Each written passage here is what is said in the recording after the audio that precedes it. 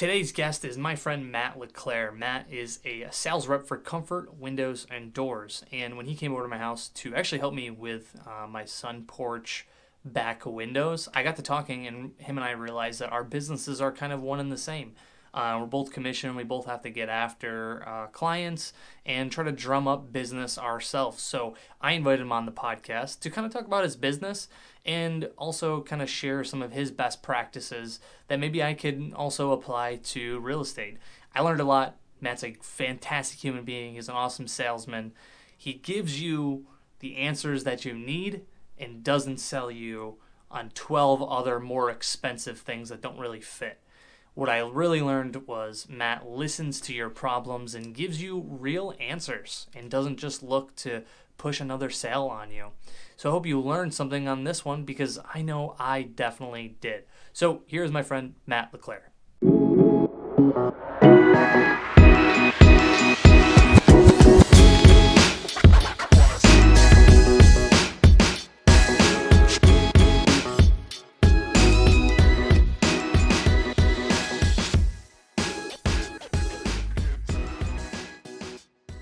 So my name is Matt LeClair. I'm currently working with Comfort Windows, and I've been with them since the start of the pandemic. So right in 2020, I came on board right in February 14th, actually. So I'm going on my 2 years. Yeah, it's been a very exciting journey to get to where I am today. I've had a few jobs in the past, most with sales and marketing. This one is definitely, I feel like I found my place, so to speak. So I'm very happy where I'm at. I was able to help you and your family out, which was great, Yeah. and I appreciate you having me on to do this. So Oh yeah, heck yeah, yeah, dude. It's my pleasure. This is well, and the reason why I thought you'd be a great guest is because when we were talking, I learned that our two businesses have a lot of similarities between the two of us. You being in sales your whole life, where else have you come from? so I actually have had a lot of experience with the cable industry. I worked for actually all the cable companies, and then I moved over to I dipped my toe in the insurance line for a little bit, and that wasn't anything I was enjoying. Then I found this line of work where I'm actually I feel like I have some value. I'm helping people, providing a service, and I'm working for a company that has a great reputation. They've been around for over 40 years. So long. Um, yeah, and it's pretty remarkable in this industry to be having that legacy. So it's been very enjoyable. It's been a lot of hard work, but I'm meeting people like yourself. They're really decent out there in the community. I'm working with local um, homeowners in the Syracuse and Central New York region, and it's just really nice to be able to help families improve their homes. Did you grow up in Syracuse?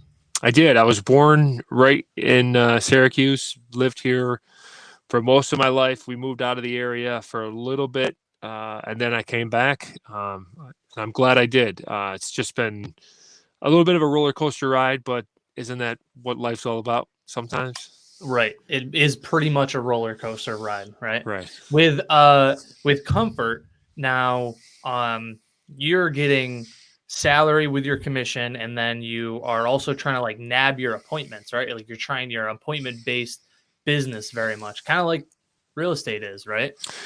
Well, that's funny. We want to talk about money.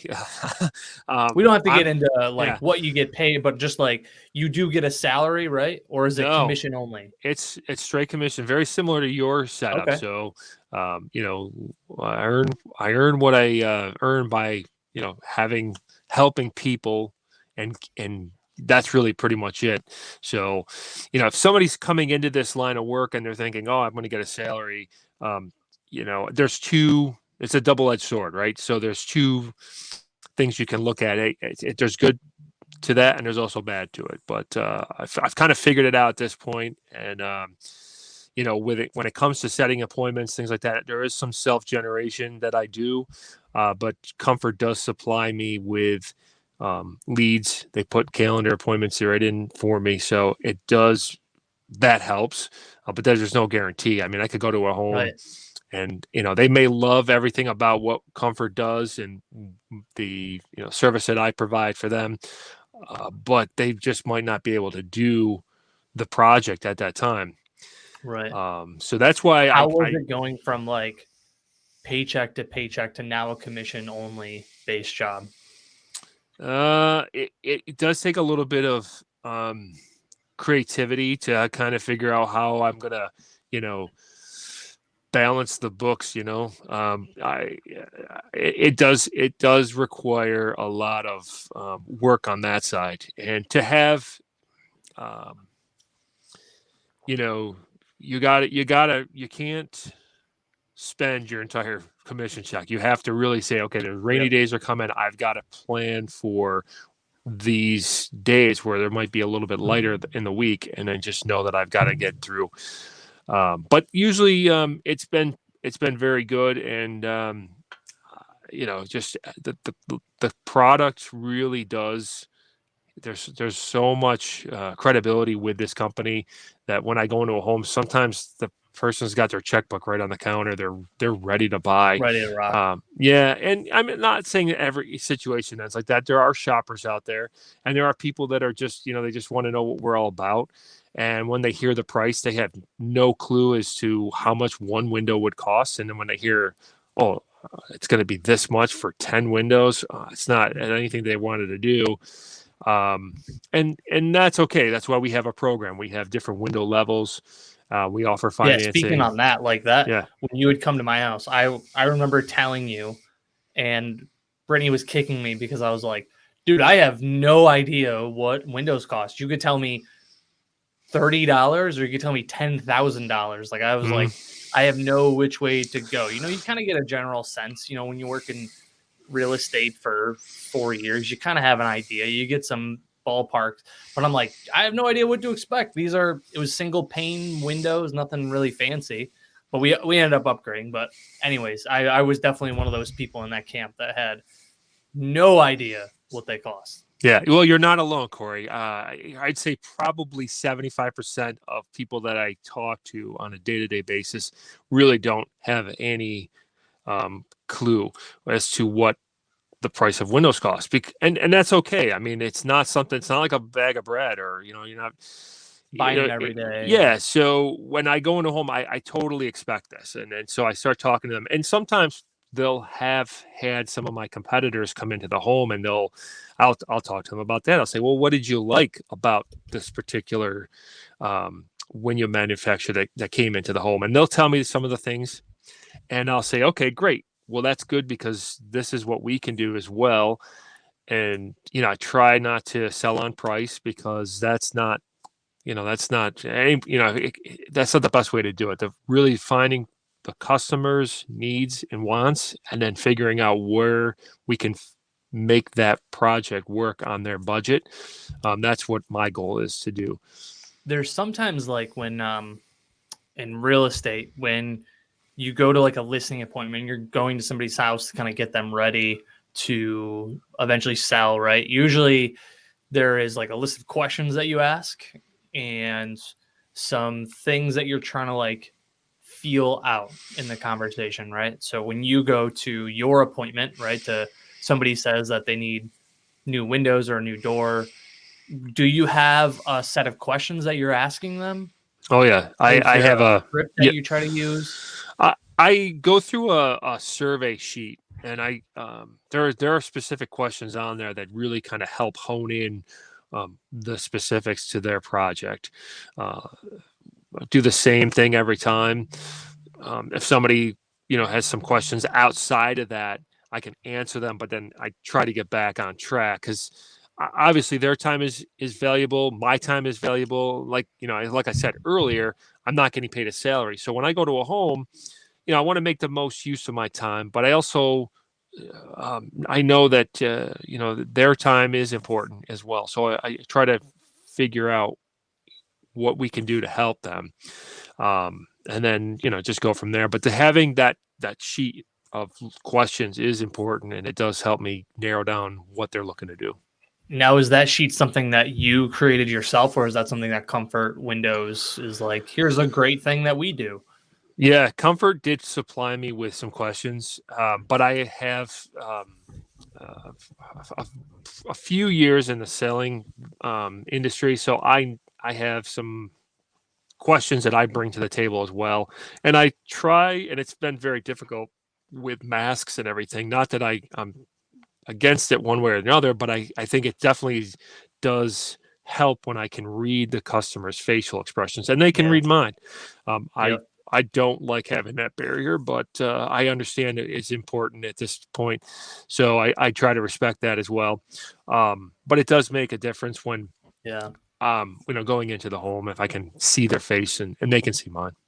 Yeah, that's like when I was first showing the house. We still have a mask mandate. When we were first doing it in real estate, I would show somebody the mask. I remember saying same thing to Brittany. I would get home and it was like, "Hey, how'd your showing go?" And I was like, they said like they were on the fence, but like a lot of times I can tell by the emotion. I can tell by their face when they walk into the house. So it's a little. I had to change some of the questions that I was asking to get Hmm. like a good solid answer out of Hmm. them. Is there one question you ask every single time? Yes. Well, I would say there's probably three that I need to know. Age of the home is important. How long they plan on living in the home, and then if they're interested in financing. Those three keys kind of can be central to how I build a project for that individual. Um, uh, Having that in place just makes me have a place to jump off of. So yeah. When you were in your other jobs, were you face to face with these clients like this, or was it more phone call conversations? No, it's I would say 90% of the sales jobs that I had in the past were all face to face, which I really prefer. And I prefer working with homeowners as opposed to a business to business endeavor. I'd rather deal with the that type of client as Mhm. opposed to dealing with like a board of members, where you have got, like They have to a vote on it if they want to yeah, get new windows. exactly. So this one, this job really kind of fits everything aligned. I'm working face to face. I'm working with homeowners locally. There is some phone calling, but for the most part, people are texting these days. So a lot of the after follow-ups and things like that, I can just reach out to them, text them, and they respond right back. So that's Right. that's good. Now, when you're in your position, I know you said comfort a lot of times kind of gives you the appointments or the leads. Is what kind of systems do you have in place that you can generate your own leads and your own clients? So I have some social media that I utilize. LinkedIn's been pretty helpful. I've gotten some leads that way. I'm on Facebook.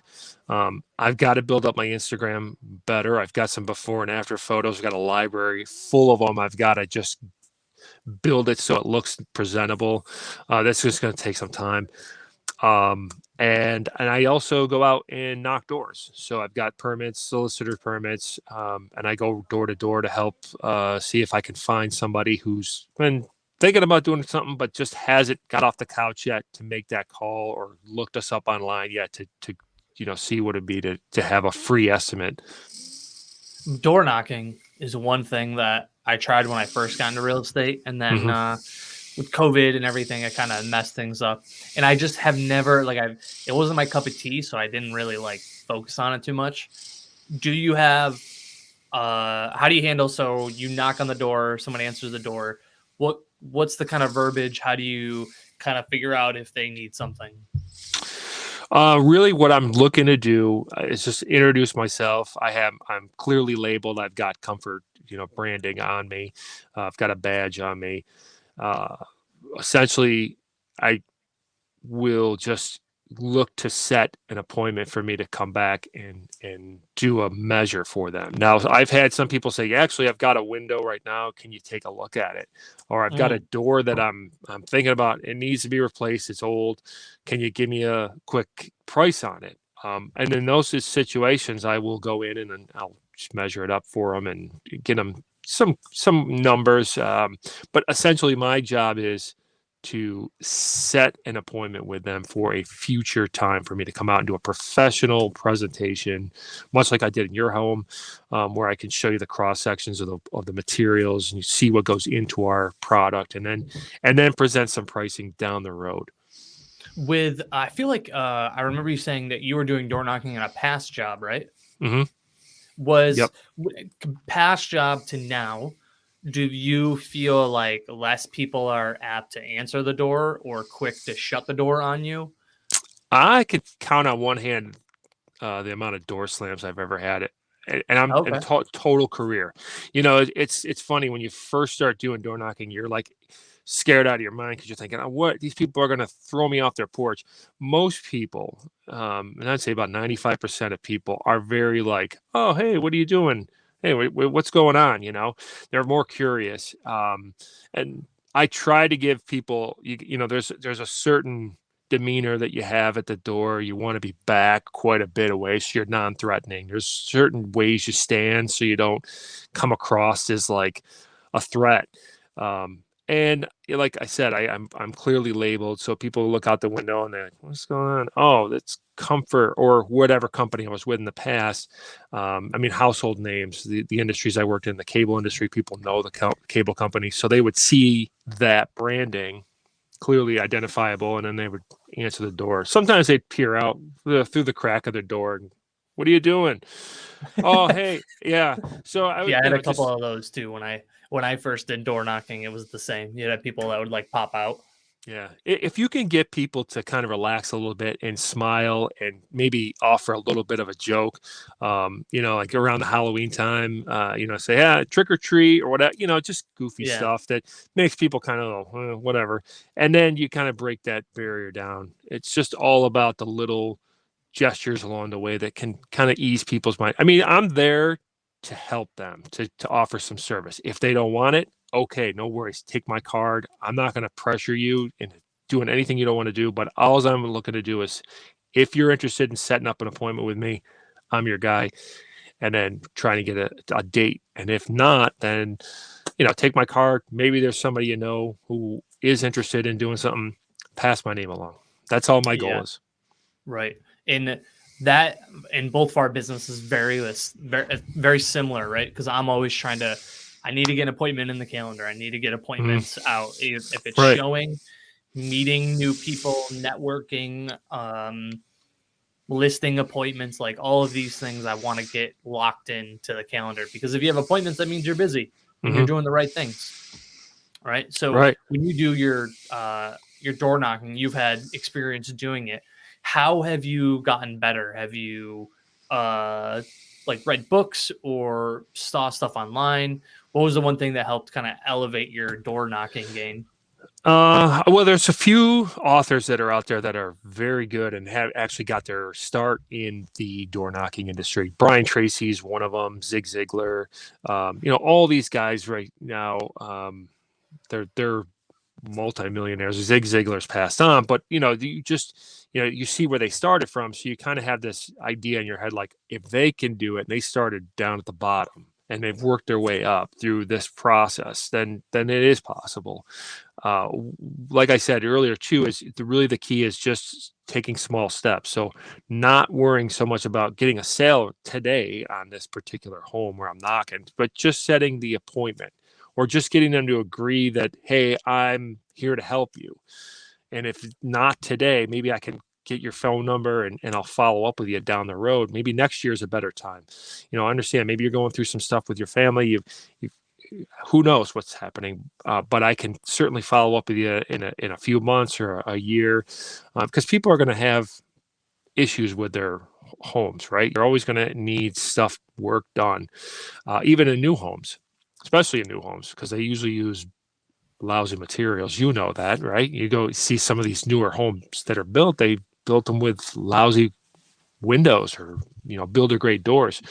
And I'm in some ways I'm glad that they do that because that gives me work to do down the road. But I feel bad because people pay a lot of money for these large homes and then only to find out that they need to replace these windows, these doors, or whatever it might be that's got to go in.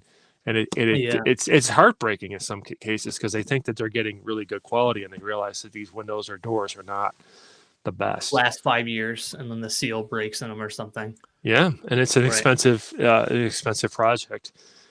Yeah, it's one of my favorite things to tell people. There was a cross section of a house that was built in, it was like 1940 something, with the timber that they use as the main support, and you cut the timber in half, and it has like ring, ring, ring, ring. It's a very dense wood because the trees that they use were so much older, right? Because now they're just like factory farmed wood produced up. But with younger wood, it's not as strong. It's not as stable. So something like a newer home, you take the cross section of the main support beam, and it's like 4 rings, right? You can see that it was only like 4 years old. But as opposed to the 1940s house, they cut down a tree that was like 50 years old, which has had much time to get stronger and more stable. So it's very interesting to see the difference in like construction material between the two of them. Mm-hmm. That's one thing I really appreciate about Comfort's approach. They use only the best materials, so we're not putting in products in people's homes that are going to fail within a number of years. And if there are issues down the road, let's say there's something that goes wrong, we're coming out and we're going to replace it or fix it. That's our guarantee, and we're covering the labor and we're covering the parts for the lifetime that you own the home. Yeah, there's a lot of cool programs that you guys have. How have you like learned everything? Do they have like an academy online?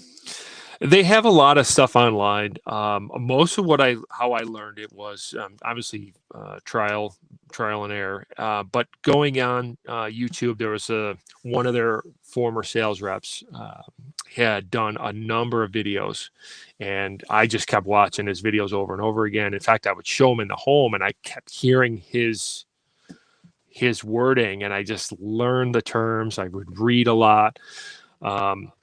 It was a lot. It was like drinking from a fire hose, essentially.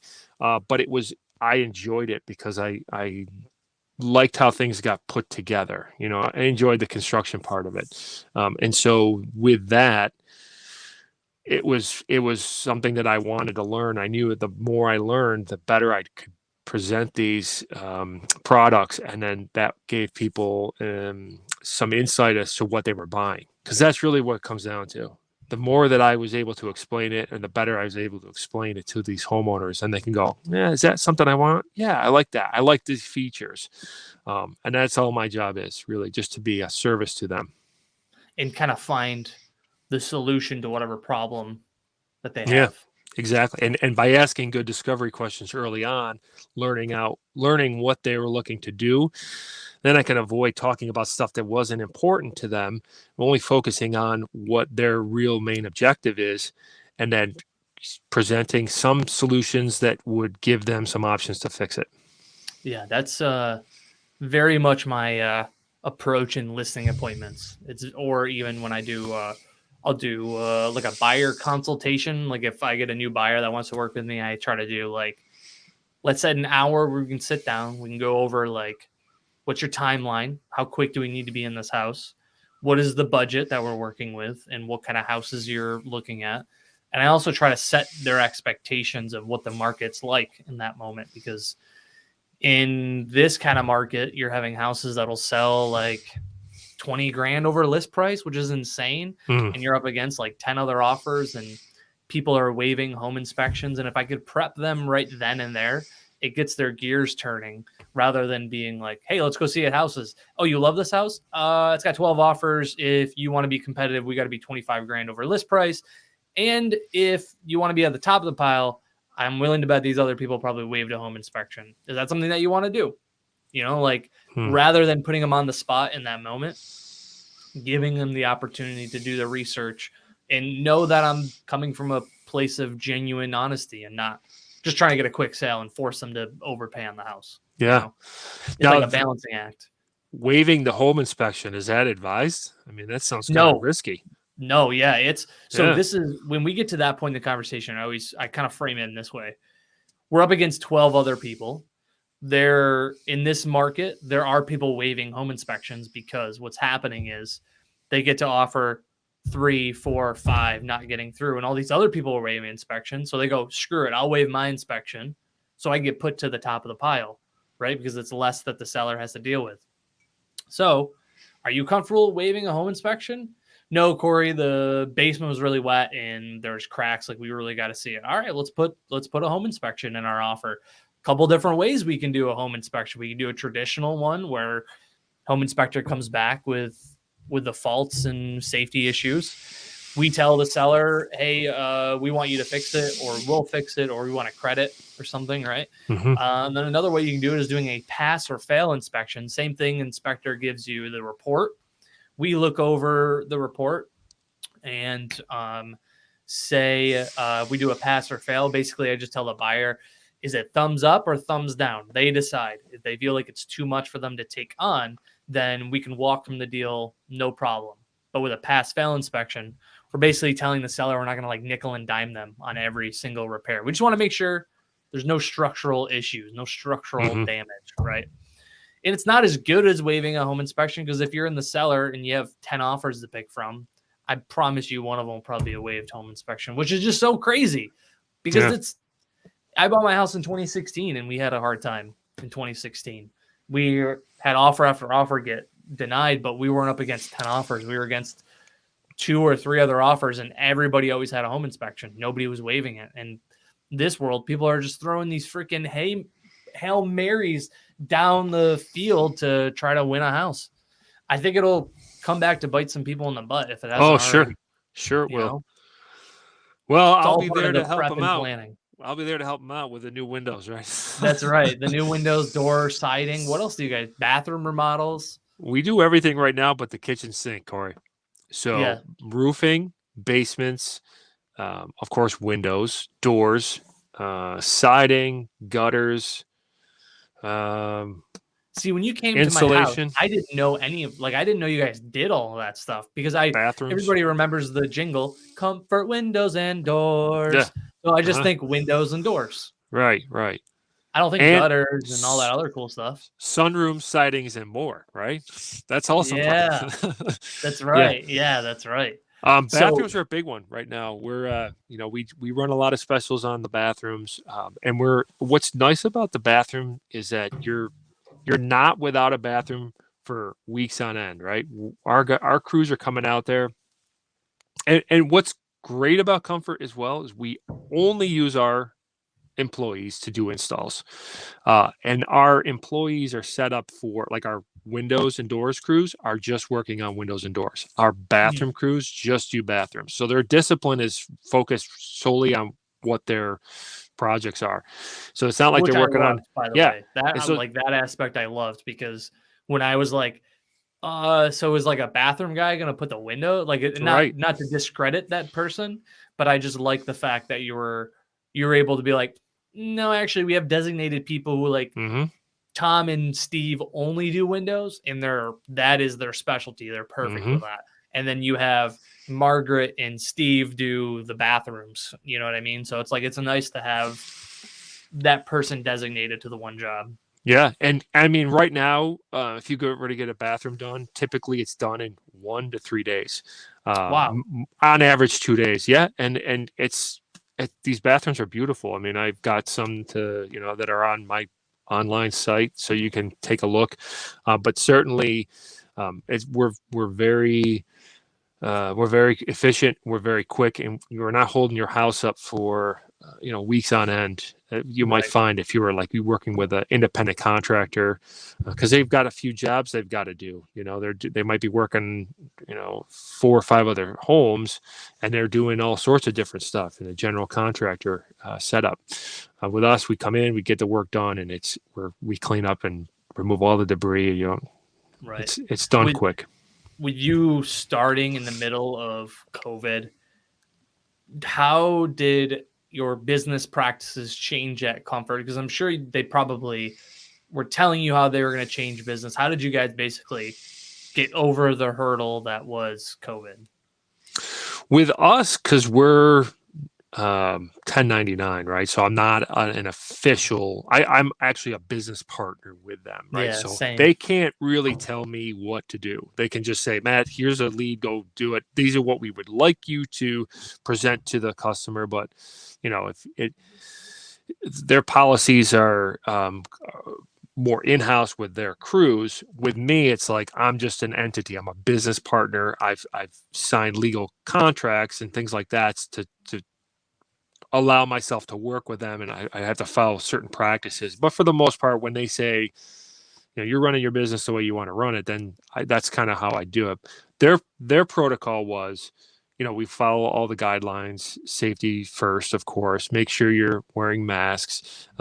If you can ask your homeowner if they would wear a mask if you feel more comfortable. We were trying to do a lot of this Zoom. So I would have homeowners feel more comfortable with me presenting this way. That was a little bit challenged. It was nice because I didn't have to drive anywhere, but at the same time, being able to hand a customer the materials as opposed to just showing them like right here, very different. When I can pass over part of the materials that we put into the windows and they can feel it, there's a tactile, there's this connectivity between the material and their hands. They can smell it, taste it, whatever they want to do with it. They can look at it and go, wow, this is good stuff, as opposed to me just showing you. There was a loss there, and I felt like I really got to get back in the home. I really got to get in front of people and present. So I'll protocol the best I can, make people feel safe.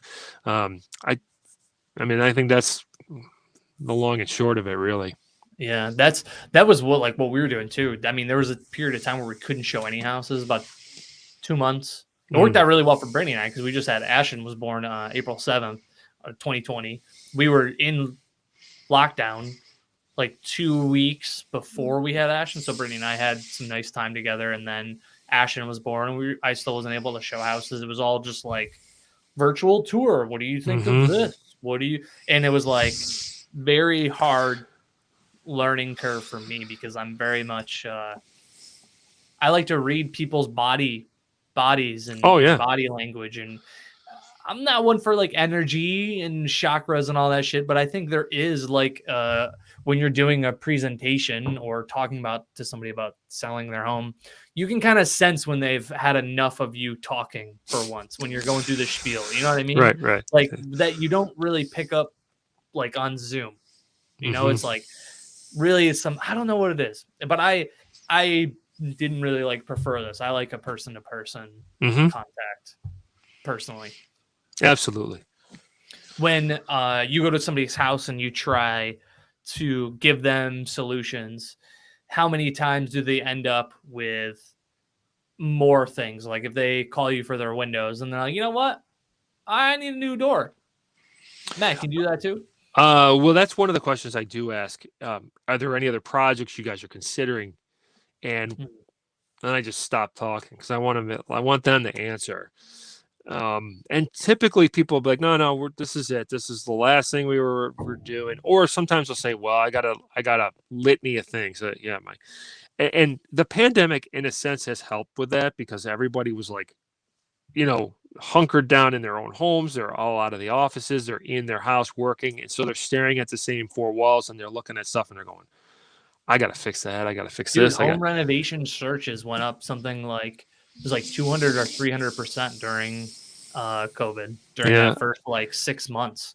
That's crazy. Yeah. I mean, I got in right at the right time. I mean, you said I got in the middle.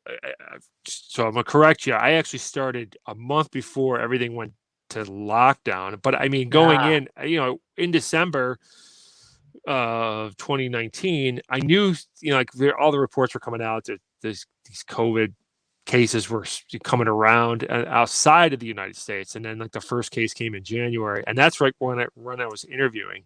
Yeah. And then I got in, got all official signed up. on the 14th of February, and then March, I believe it was like literally like the 12th of March or some, I forget the exact date, but that's when everything just went, they shut everything down. Yeah. And I was like, what am I going to do? I just started this job, but fortunately, yeah, fortunately I was in a spot where I figured it out. You know, there were things that by the grace of God, I guess, or whatever, it was just allowed me to do what I needed to do. And Comfort was very supportive.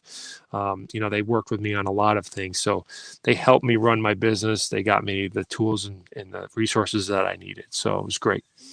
How do you stay in touch with those clients? Because in real estate, that's one of the big things. Like once you close The on a deal, you want touches. to be able to stay in touch with them, right? Yeah. Do you have a strategy or a plan in place to follow up with customers that completed projects? I'm a paper guy.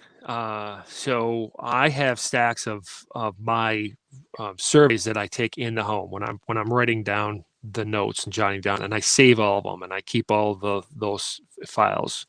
And so what I do is I typically will go back and I'll review and I'll say, okay, these guys were looking to do a bathroom, and they were talking about possibly in a year. So that's where I come in and I go, I got to call these guys and follow up. We do use a CRM, Salesforce. It's not as extensive as I've used it in other versions of other companies I've worked for. They've kind of got some restrictors on, which kind of makes it frustrating. But they're saying, well, we're going to open it up this year. We're going to open up a little more because they're new to it as well. So the IT team is kind of, yeah. CRM, for people who are listening, might not know the acronym, customer relationship manager, like a program for like a client database. Mm-hmm. Put all the information in, birthdays, anniversaries, emails, addresses, phone number, all that stuff. And does your system like remind you of like birthdays and all that stuff? Because my CRM does that. I've used it. Yeah, I've used Salesforce in the past where it does. When I was with the insurance companies, they had that feature. This one particular does not allow me to give that much information in as to the customer. I'm not entering the customer's info so much as I'm just kind of using it to kind of track where I need to be as my calendar. So I've got a team at the office. They enter all that data. Then they link me to it so that I can see on my calendar where I need to go and what they're looking to do. So say like going out to see Cory Lawson, he needs a new set of windows for the back porch, roughly 5 to 7 windows or whatever it might be, possibly a new front door, looking at storm doors as well. Reach out to them in 6 months. Yeah, or you know, they put the phone numbers and things like that, but I don't have any way of managing your data in there. That's all something that I have to do on a separate at this time. They don't want us because we're just business partners. I'm not really right. That's their database. Yeah. And Comfort kind of keeps a tight grip on who can get at that info and who can manage it. It's different for us in a sense because I can the clients are all technically mine. Mm-hmm. I just Howard Hanna holds my license. It's a weird thing because like, yes, I'm self-employed. I'm a 1099, right? But I still have a manager. I still have somebody that I report to that if in case I do something illegal or I mess up the paperwork or I don't file this right, like she's there to make sure that we're all following guidelines and rules and restrictions for agents. But she doesn't tell me that I have to be in the office Monday through Friday, 8 a.m. to 5, because that's not how the business works, you know, and it's very similar to yours. Yours isn't really a 9 to 5 gig. Not at all. You guys come home from work at 5. Well, I could be there at 6 tonight, and we could talk options at the table. You know. Mm-hmm. Yeah, I mean, I can tell you, there's plenty of times where I'm driving home. It's 9:30, and I haven't even seen my family for that day. Or there's days where I've got the entire afternoon off. Or I've only got, one meeting in the morning. My schedule is like a Tetris board. It's constantly shifting. And I think if somebody who needs a lot of structure, would be hard pressed to get into this line of work. I mean, you really got to be flexible, embrace the change, right? And just know that every day is going to be a little different. I enjoy that. I think you do too, that having that little bit of chaos, right? But Yeah. there's something that's kind of fun about that.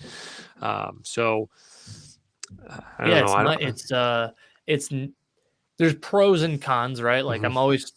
I find it's hard to balance work and life. How do you balance family, work, and personal hobbies? That's a good question. I haven't really cracked the code on that yet. So balancing the family life has been a little bit of a challenge.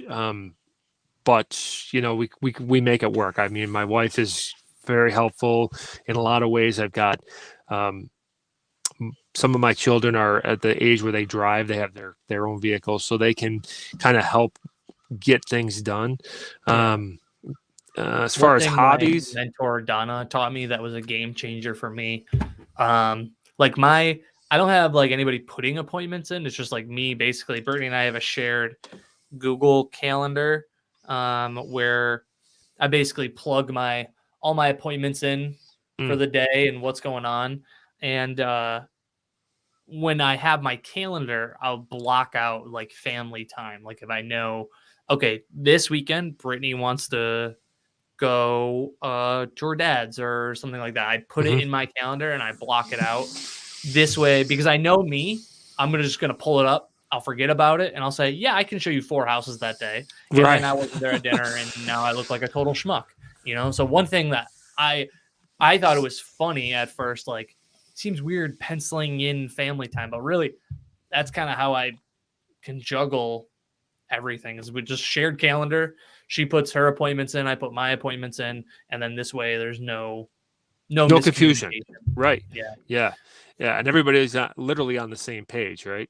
Yeah, exactly. Yeah, Yeah. yeah, That way if one of yeah. your kids are like, "Dad, can we go see the new Spider-Man movie?" You're like, "Yeah, I'll block out the time, make sure I don't make any appointments that day." Right, right. Actually, that's funny you said that. We did go see the new Spider-Man movie.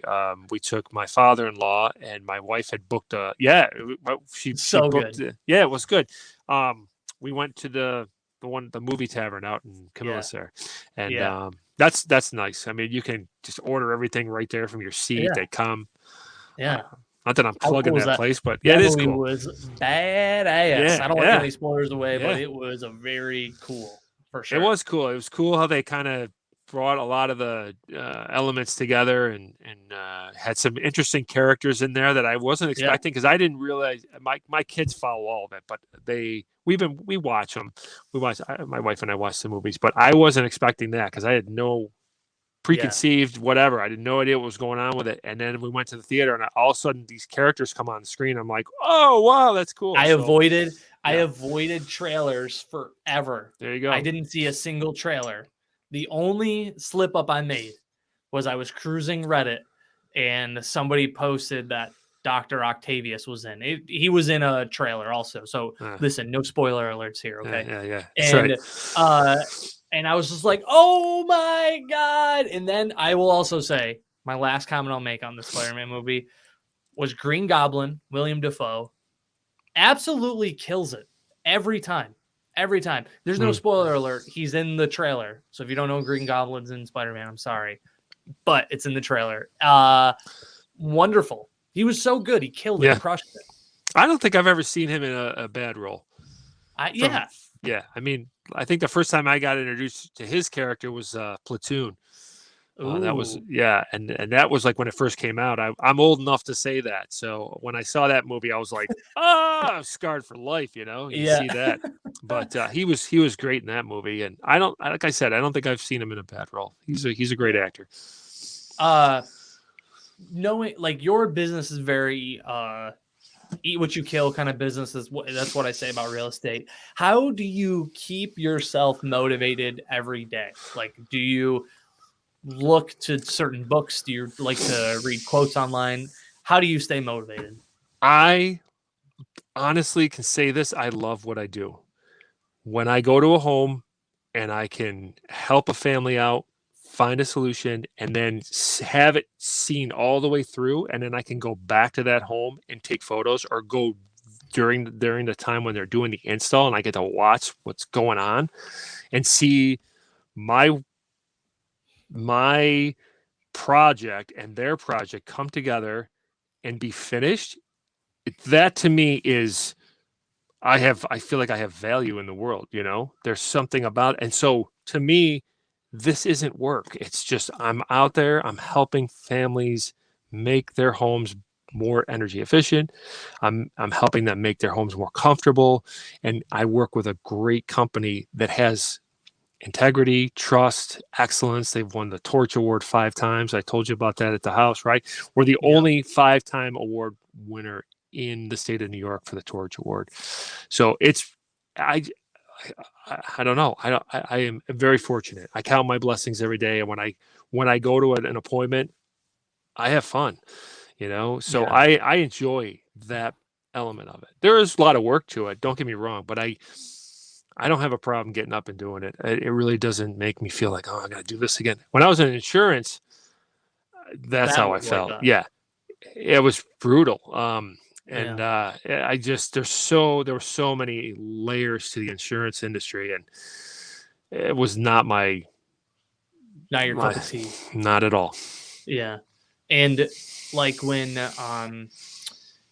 I felt like when I got into real estate, I felt like I was like I've said this before, and probably people roll their eyes, but I got to fill my cup and fill somebody else's. Whether like retail was just like I showed up, I punched the clock.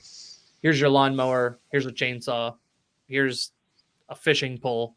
See you later. Like it was not. It didn't feel like it was fulfilling to me in any sense. Do you think this job has given you that sense of fulfillment that like insurance has not? Absolutely. With insurance, I felt like they almost wanted their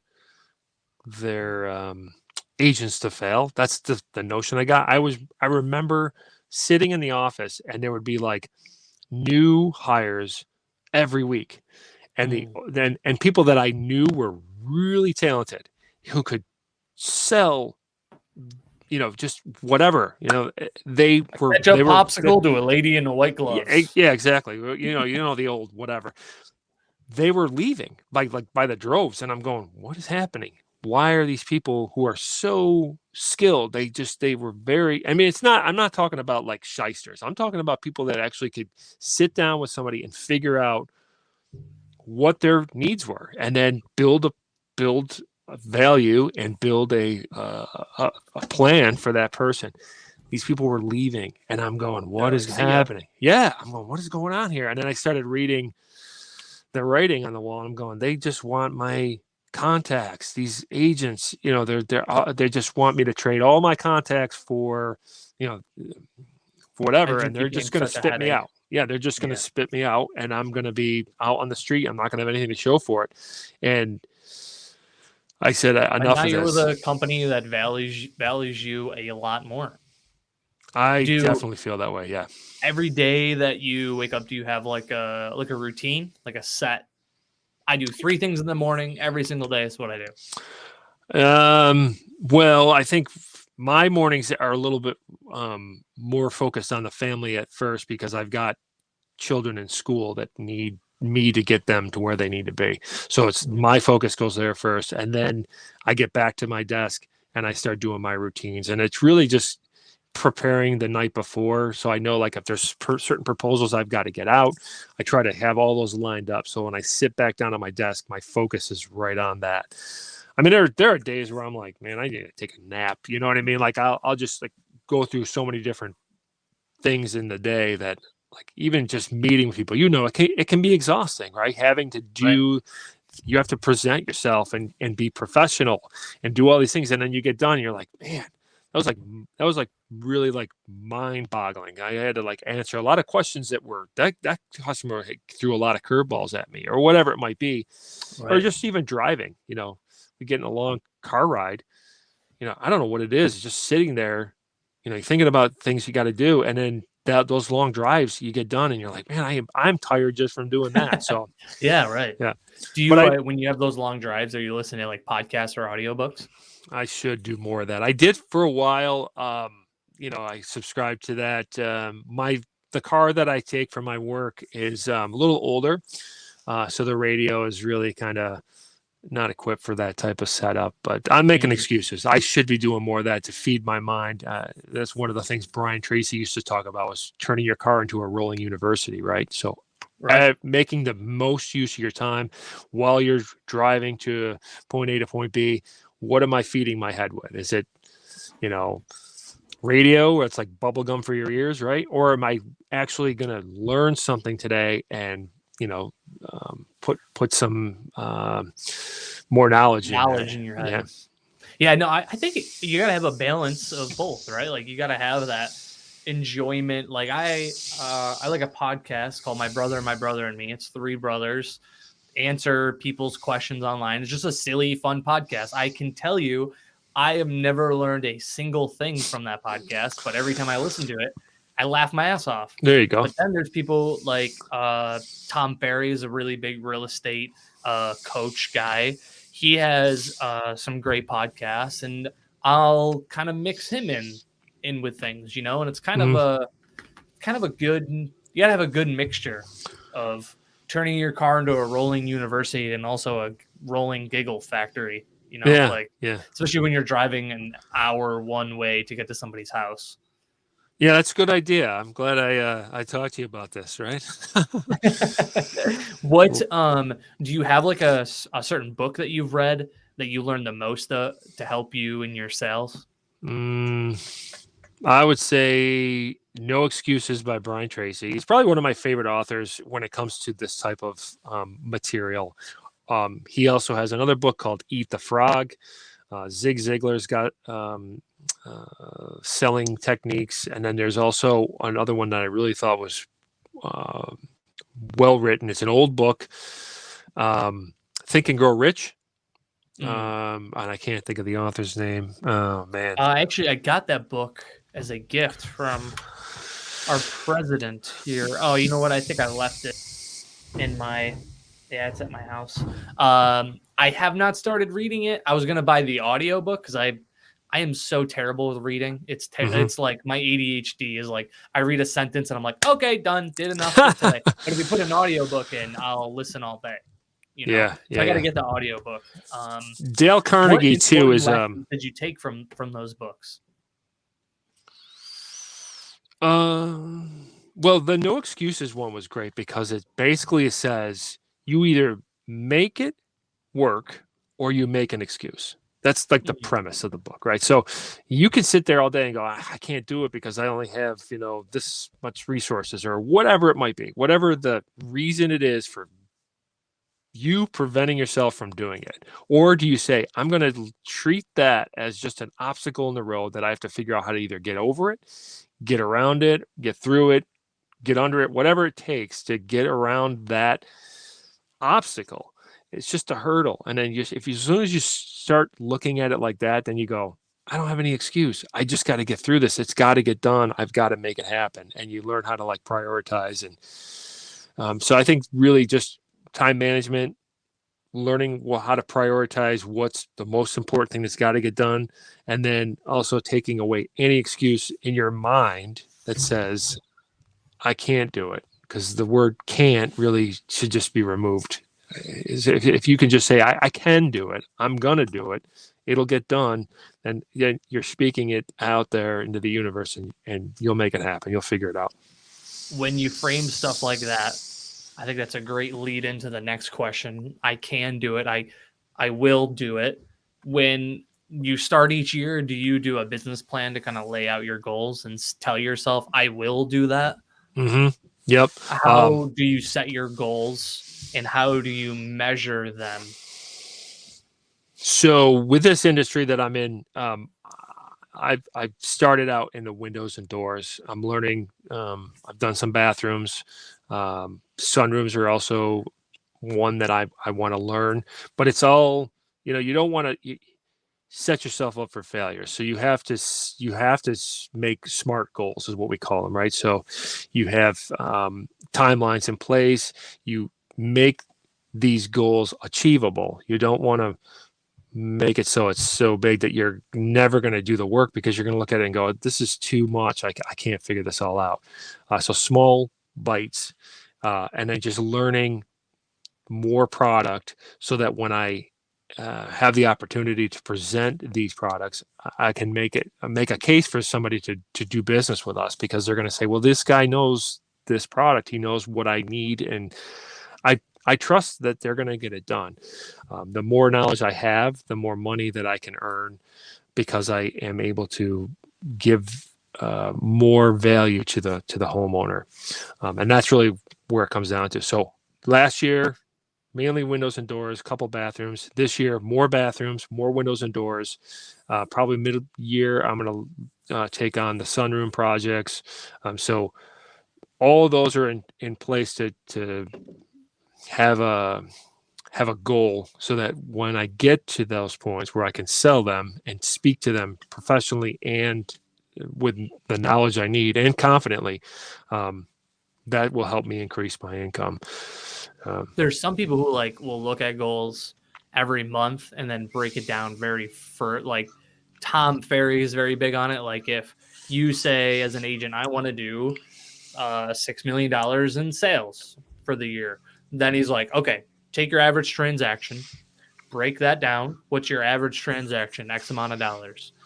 That gives you, divide that by the total what you want, and that'll give you how many transactions you need. And then you break it down even farther and say, okay, so each month I need to have X amount of sales done. Do you take that approach, or do you just set, hey, I want to do 20 bathrooms, 40 window projects, and I'll monitor it as the months go by? No, I take the first approach. That's kind of how I was trained early on in selling. Just know like what your return is on an appointment, and then you figure out, okay, how do I maximize that?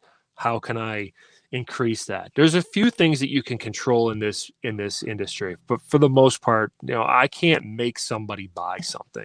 So the things that I can control, those are where I focus in on. I can control my attitude. So if I get up in the morning and I'm having a rough day, I stub my toe, or my kids are sick, or whatever it is, I got to change that attitude and that focus and go, well, how can I maximize what I'm doing and be positive about it?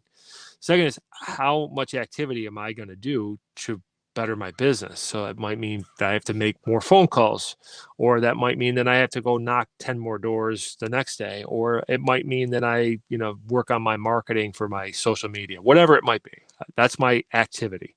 And then lastly, it's, what is it? Like attitude, activity, and there's another one. I can't remember what it is. I guess time management. Really. Yeah. Something like that. I started down the road, and then I'm like, okay, I'll figure it out. Maybe the next podcast we do. Yeah, you'll remember later down the road. Yeah. By the way, this is my first podcast, Cory. So if we're going in the history books. Yeah. Hey. Yeah. That's what the Cory cast is all about. I always take people who have had zero podcast experience, and we just have a conversation, and I just try to put them in the best light. Like I just try to talk a lot to local people that are around the area. There's some, the first video one I did, I kind of fangirled a little bit because I got to interview Jimmy Stratt. I can never say his last name, who is a lead singer of a band that I really like. So that was nice. I totally fangirled on. Yeah. But most of the time, we're just talking about your business. I'm just talking about your practices. If somebody is listening at home that's maybe in real estate or even in sales, they could take something from this podcast. And I have accomplished my mission. Mm-hmm. Plus, I mean, nothing better than getting to talk to awesome people for an hour. It's nice being able to, you came in the house and we talked all about windows, about doors.